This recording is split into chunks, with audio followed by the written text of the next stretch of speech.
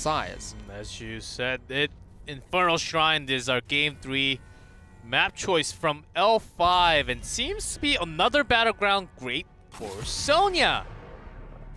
Makes sense. Makes right? sense, but they didn't. Well, Tempest Let's see. didn't really honor your request. They didn't first ban Sonya, Well, so I can't really see first ban, but I think second ban is a better choice. Taking Lucio. First pick providing some sound barrier there and some movement speed with AoE healing when you're fighting on the shrine. Seems like a good idea first pick.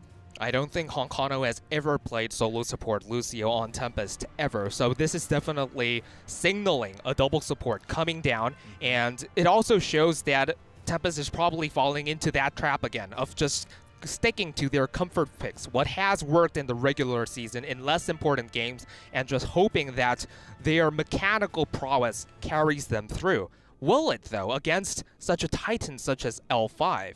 I'm not sure. Well, this is a tiebreak for the second place to go straight to the BlizzCon. They do not drop out of HGC or anything. They do have the loser plays in the playoff, the final round versus the winner of the second match. I guess the winner of 5th and 6th versus the winner versus the 4th and versus the loser of this match. That will be going on next weekend. So.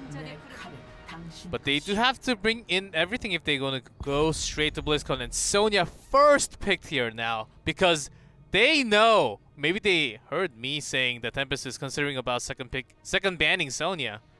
I mean, we're in the same building, and we're only 5 floors apart from where the players are playing. So they definitely could have heard you in your voice telling them to ban pick Sonya. But not too surprising, as you said, because it has been working so well for them in this series so far. The Johanna pick, rather, a bit more surprising. But considering how often Tempest just defaults to picking Vala alongside a double support composition with Lucio in it, I feel that a preemptive Johanna pick definitely makes sense here. It also helps that, you know, if L5 is expecting Tempest to just all default to their relative comfort picks, what they have played the most over the last few weeks, Sign has played a ton of Johanna. So definitely a lot of things going on there, and I think that's exactly it. They are picking their favorite heroes right now, whether it makes sense or not, and I don't think it really makes any sense at all, this first part of the draft. But Tempest, they are a team that really makes miracles happen in team fights sometimes. Oh, we see Johanna was often the counter of ETC, so first picking Johanna is already threatening the ETC pick, possibly coming out from Tempest, so they do not need to pick the tank now, as ETC is sort of out of the draft already. They can still pick it up, but they do have the soft counter to it, so they pick their strong solo lane could be banned later, so they pick up right before the second ban phase, along with the secondary support Rehgar does have cleanse, so it can be very helpful if it's caught by a Blessed Shield or some CC onto the other side. I think they might want to ban either ETC or Tyrael here. I was about to say they go with the safer, I think, ETC ban choice. And Stukov instead. wow. I was expecting a Tyrael to come out here. Rather confusing why they decided to ban Stukov. I mean, Swoi did a very good job on Stukov against Maltheo and other similar heroes, using the E to great effect. That silence was very effective in team fights overall, so I think it's a respect ban for Swoi more than anything, and Maltheo generally suffers a lot against those kinds of silences. So not too bad, I would say. But not just the silence. They can also have protection, by the way. Protected, by the way, with Tyrael Sanctification. They will be godlike on that sink. And Sonya will be diving in. Maybe they'll just have the last DPS for Flex to counter against what Tempest has. But before, they will just pick up Vala and leave the last support, actually. Not too bad a decision, I would say. Vala Tacitor makes a decent amount of sense. Maltheo, it's not like Maltheo brings any burst damage unless he takes the not so good heroic, and it's not like he has any crowd control either. So if you look at Tempest right now, they don't have any kind of lockdown at all, unless you're counting the big slowing totem from level 16 from Rhaegar as a lockdown. So Vala will have a lot of room to maneuver, and a lot of supports combined with Tassadar will make sense for L5's composition right now. So L5 will be feeling pretty happy about their draft. Tempest, on the other hand, they probably need something to lock down Vala. And that may be the lockdown gust coming out. Could it be the Diablo, you think? I think they need the CC. This cooldown, they're making some adaptations, but it seems a little bit funky already just looking at those 5 heroes together from Tempest especially. They will also take Tyrael, which I think is a very good choice, of course. But with Gul'dan, Marthael, Lucio, and Rhaegar, they do have damage over time, but who can actually dive in for the kill? Rhaegar? I don't think this is a dive comp by any means, so I mean, they don't really need a way to really finish off those kills. They will probably just look to win through massive AoE damage and massive AoE sustain, so that part is okay. But the problem is that, as we said, Tyrael will probably be forced to take Sanctification, but that leaves Tempest with no way of locking down Vala. So will they be able to take down Vala? Well, we'll see as we go into Game 3 in Infernal Shrine. It could be the last game of the series or a start of a reverse sweep coming out from Tempest. Let's go into the Nexus and find it out.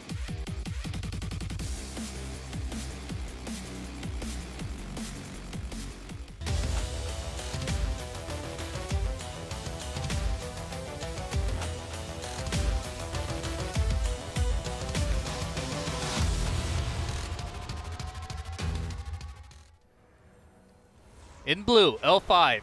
Hooligan on Johanna, SCSC on Vala, Jongha on Sonya once again, SDE on Tastar, and Sway on Malfurion. And in red, we see Hyde on Rhaegar, Honkano on Lucio, Lockdown on Gul'dan, Sign on Tyrael, and H82 on Malthael. We'll see. It's been a while since we've seen Lockdown's Gul'dan in HGC, I feel. Gul'dan started appearing a little bit against the auto attacks on the other side, especially with the corruption build coming in. The thing with Lockdown's Gul'dan, not so much a problem, but what I am reminded of whenever I see it is all the games during Tempest in Phase 1, the team with Modern Life and Duk on it. Lockdown used to default to Gul'dan so much because the team didn't really have a good grip on the meta back then. So they were under the impression that Gul'dan Ario was a tier 1 pick on every single map when it actually wasn't. So there were a lot of games in which Lockdown would play Gul'dan pretty well, but it would make so little sense that he would end up not doing much in the game at all. Clearly, Tempest as a team have improved in their drafts over the past 6 months.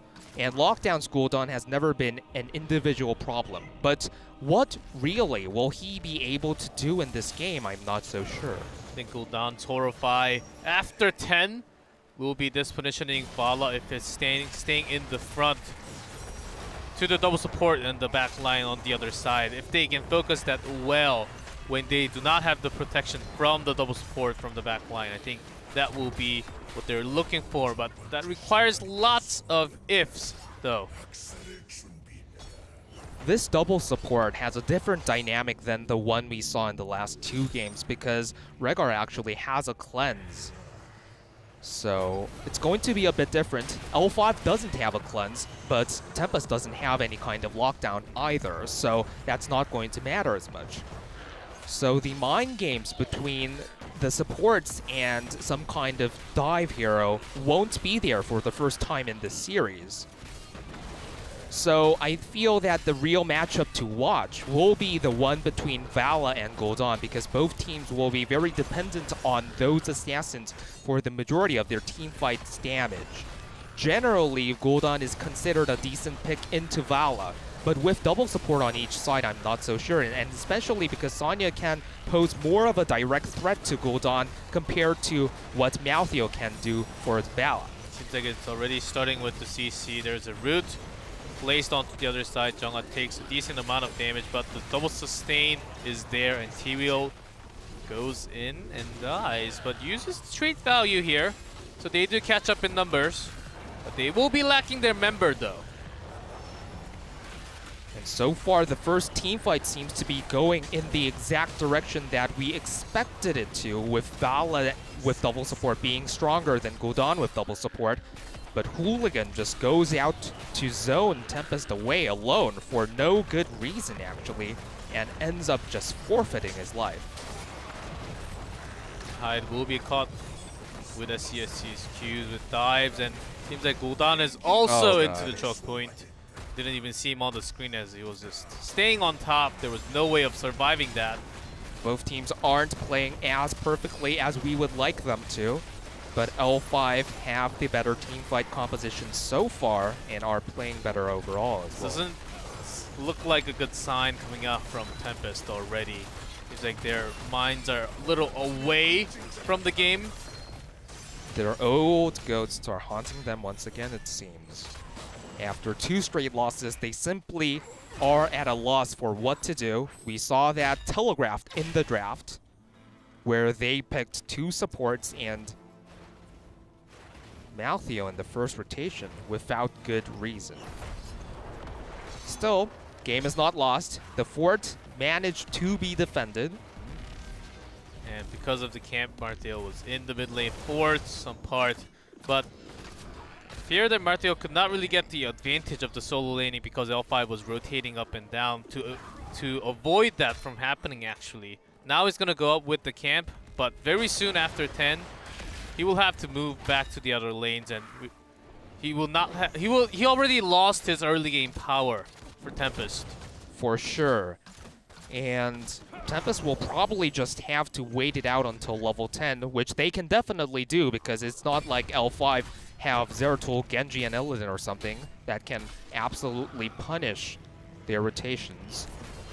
But the problem is that even after level 10, as we were talking about, there doesn't seem to be a clear win plan for Tempest. Poison Spear doing a lot of work. Sometimes solo lane against Sonya does, if you hitting a spear and not hitting a spear just decides a kill, or when either you're gonna get a kill or you're going to be killed. And if you land on those spells all the time, even Maltheo has to go back home, cannot sustain himself with the Qs. Rehgar took cleanse, so less chance that we're going to see any leaps from Jungha. Spear and protection from the double support seems like it is enough all the time. And in that top team fight, SCSC was basically free.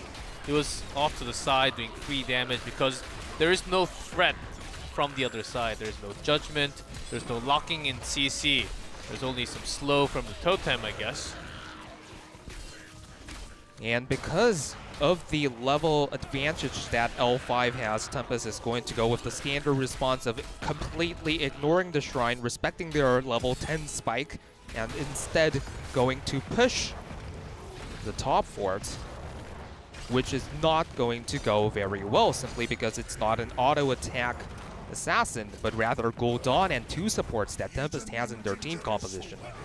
So in many ways, Vala with 2 supports is almost always going to be better than Gul'dan with 2 supports, and we're seeing that unfold in various ways in this game so far. And even with the Punisher pushing, of course, it'll be easier for them to push all the way in. This fort will be going down as the Punisher walks into the keep wall. Tempest did get a trade for the fort as Rehgar stayed on top to get the last remaining HP, but talking about HP, Maltheo does not have any at the moment. This was a really clean pick from L5. I could argue that it was a bit naive for H82 to have been there, but it's not like he was grossly out of range from his own wall, so I can't blame him too much for that. Rehgar spent most of his time taking down L5's top fort, so they do exchange structures in that sense. But the experience gap has grown to a full level. And all 2 of Tempest's remaining forts are pretty severely damaged as well, so overall Tempest will not be feeling good vibes right now by any means. Of course, but they can turn this around with one single great Horrify. Lockdown will be having that tool on his hands. And also Ancestral, when Marteo goes in, can be a very good big tool to sustain himself when he's doing all the damage to the back line. Let's see how this teamfight unfolds. Seems like a little bit out of sync. Heroics can be dropped down from Tempest actually because of Horrify, the Sank, and Tormented Soul actually works in opposite ways somewhat. It does really. And because of the severe disadvantage that Tempest has when only looking at the draft in these teamfights, they will be, as you said, very reliant on these massive heroics to turn the tides of battle. Sound Barrier will have to be perfect, Horrify will have to be on point, Sanctification will be important as usual. So I think if 2 or 3 of those heroics make a massive impact, then they can overcome the inherent disadvantage that they have thanks to the draft. But I'm not sure if that's going to happen. Unless Swoi decides to waltz in for a 5-man and Twilight Dream or something, then it gets cancelled by some kind of stun or Sanctification. Unless that happens, I can't really see L5 losing a team fight in dramatic fashion. But we'll see. Silence can be effective against Marteo when he dives in for the Tormented Soul. Seems like Tempest caught up in level just now, hitting that 13 talent. Will come and contest for the Shrine as L5 is looking for an angle from the side to land on a great initiation. Anything, any CC, even Blessed Shield onto any target could be a great initiation. Now they're choking in with SCSC's Rain from the side. Not a great place for Tempest to be in, but they are at least all in good range for a good Sanctification, so they are just banking on that. Numbers are about even also. Hooligan is tanking in the front as well. A sign for Tempest.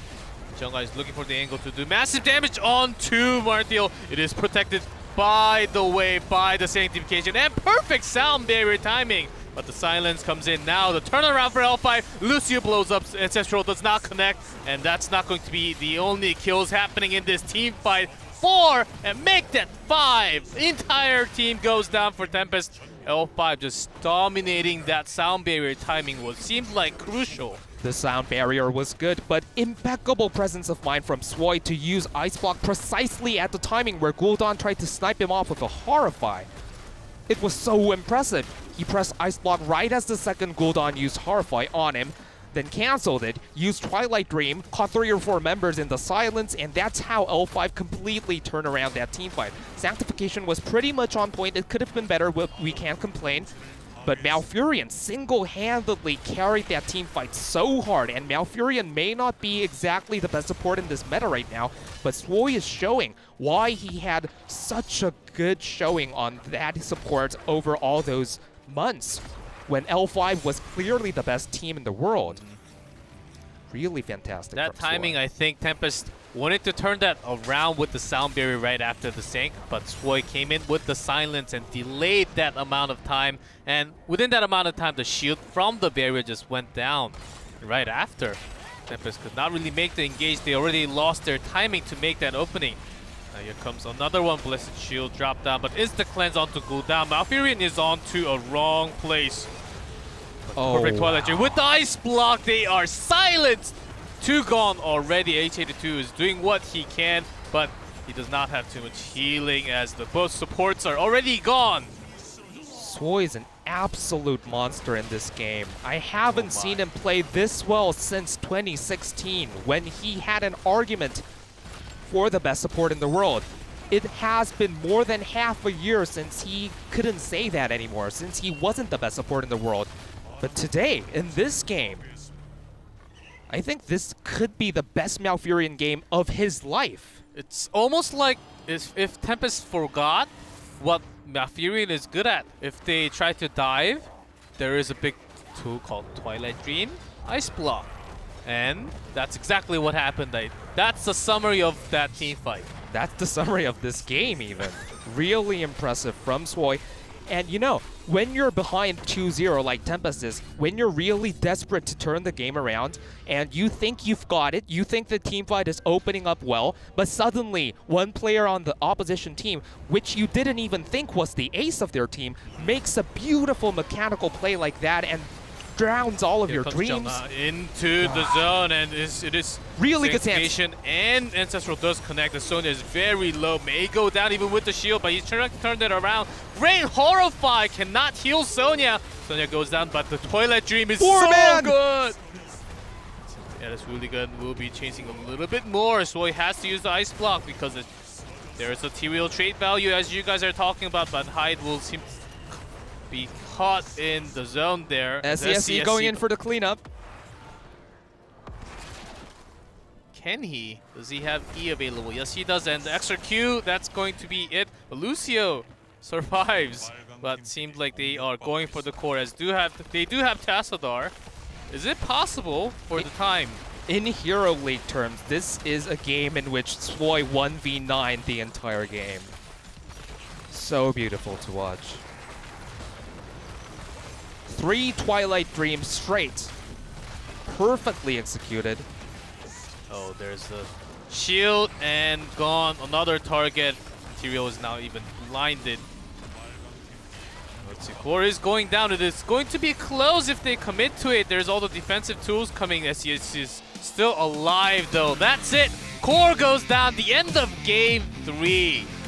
L5 looking exactly like their old dominant selves, completely dismantling Tempest in every way imaginable. In Game 1, they completely took down what Tempest depended on in terms of team strategy. In Game 2, they proved that they were the better team in macro rotations, in playing the map, and won the game that way. In Game 3, they straight up stomped Tempest in team fights by better mechanics. So in literally every way available in the game, L5 took down Tempest in very convincing fashion. And Tempest, they are still the 3rd best team in Korea. I don't doubt that they will probably make it through the playoffs and get to BlizzCon that way.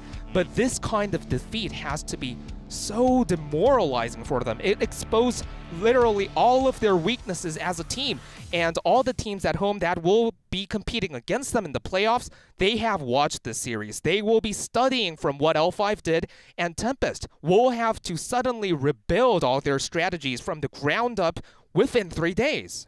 Of course, all the other Korean teams will be watching. Not that they will be able to play exactly same as what L5 just did right now, and as their 5 men, it's just insane. And Jungha's Sonya, I think, especially to Korea, because Korea has been playing lots of Sonya, a lot more compared to all the other regions. Sonya became a big tool for lots of solo lane like Rich, Jungha, even H82 sometimes. That really showed up in this series, and not that Malfurion from Swoi, as you mentioned, was a god. I think he could actually be an MVP. This is the only best of 5 we have for tonight, as this is the only tiebreaker for Korea. The season Phase 2 Part 2 was over yesterday, so after the interview, we will be having that closing. But who do you think is the MVP from L5 tonight? I was so tempted to say Jungha, but then you think back to Game 1, and all you can remember are those Void Prisons. So that's right. You think of SCSC, and he had a good Vala Game 3, so you think of that. But then you think of Game 3, and Swoi's Malfurion was so out of this world. That's right. A lot of people to pick from. I would say that SDE, he did have a good series, but he was pretty quiet overall, so not him. And Hooligan, he wasn't that great today, so not him either. But any one of the remaining 3, definitely a solid MVP candidate. I would personally like to hear from Swoi simply because I'm curious about his opinion on Malfurion's current place in the meta, how he thinks of it. But I don't know, Jungha would be pretty nice too because